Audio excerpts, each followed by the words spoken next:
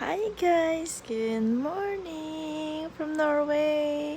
Alam nyo ba guys, sobrang saya ko today kasi nga finally, my friend and I are going to travel sa dream country namin, Switzerland! Yay! Ang tagal namin inantay to guys! Ayun na nga, syempre, paglapag namin ng airport, sobrang saya talaga namin.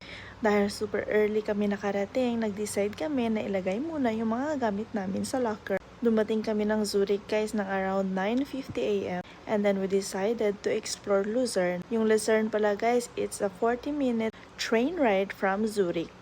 Kaya kahit pagod kami guys at walang masyadong tulog, as in, super enjoy talaga kami. Kita nyo naman yung tubig guys, super linis. Actually guys, kung familiar kayo, yung lugar na pinuntahan namin sa Luzern is sikat.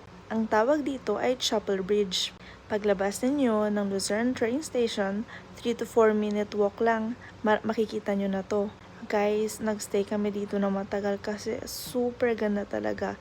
Kahit na napakadaming turista, na-enjoy pa rin namin kasi guys, yung langhap ng hangin sobrang sariwa. Ang ganda talaga guys. I mean, maganda sa Norway, pero feeling namin yung Switzerland ibang level. Nag-decide na din kami maglakad-lakad kasi nga guys, yung panahon medyo papalit-palit from rain to sunny.